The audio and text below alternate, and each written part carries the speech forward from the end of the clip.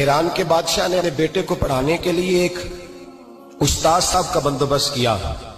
استاد صاحب کو کہا کہ میرے بچے کو دین پڑھائیے، میں چاہتا ہوں کل اس نے انعام حکومت کو سنبھالنا ہے تو یہ دین سے آگاہ ہو جائے، اس کو کچھ سکھائیے، پڑھائیے۔ بہت نیک بزرگ بڑے درویش عالم پڑھانے لگے، اسباق مکمل ہو گئے، دین کے اسباق قرآن مجید پڑھایا، احادیث طیبہ کا درس دیا، اصول فقہ سے روشناس کرایا۔ جب بچے نے مکمل تعلیم حاصل کر لی اور آمین ہو گئی، دستار ہو گئی، فارغ ہو گئے، تو پھر ایک دن استاد صاحب نے کہا بیٹے کل تم نے ضرور آنا ہے، کچھ بات کرنی ہے۔ شہزادہ گیا ملنے استاد صاحب سے، استاد صاحب نے کنڈی لگا لی، ہاتھ میں درہ پکڑ لیا، مار مار کے پورے وجود کو زخمی کر دیا، کوئی غلطی نہیں، کوئی بات نہیں، مارا۔ اب بچہ آیا آ کے بادشاہ سلامت سے کہا کہ ابا جی سمجھ نہیں آئی، بڑا مارا ہے استاد۔ تو سیانے تھے نا بادشاہ، یہاں تو قاری صاحب روز کٹہرے میں کھڑے ہوتے ہیں، مولوی صاحب آپ نے میرے بچے کو کیوں مارا ہے؟ آپ 8,000 کے مولوی ہیں، میرا کئی کروڑ کا بچہ ہے، سویرے بدل لیں گے، خبردار آپ نے بچے کو ہاتھ لگایا، اپنی حیثیت میں رہے معاذ۔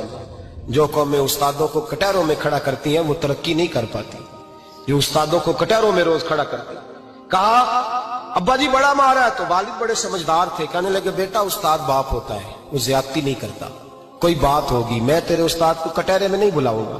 اماں سے بات کی، اماں کہنے لگی بیٹا میں تیرے باپ سے کیسے بات کروں، ڈر آتا۔ وقت گزر گیا، 22 سال بیت گئے، 22 سال گزر گئے، بادشاہ کا انتقال ہوا، شہزادہ تخت پہ بیٹھا، پہلا حکم یہ دیا کہ میرے استاد کو بلاؤ، پہلا حکم۔ استاد جی بوڑھے ہو گئے تھے، چھڑی کے اوپر ٹیک لگا کے آئے اور بھمیں سفید ہو کے جھک گئی تھیں، یوں آنکھ کھول کے بڑی مشکل سے دیکھا، کہنے لگے شہزادے حکم ہو۔ کب میں شہزادہ نہیں، اب میں بادشاہ بن گیا ہوں۔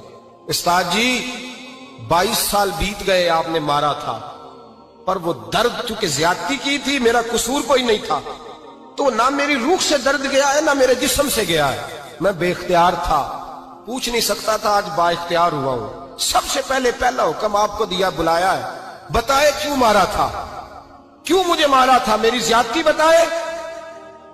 تو استاد بوڑھے استاد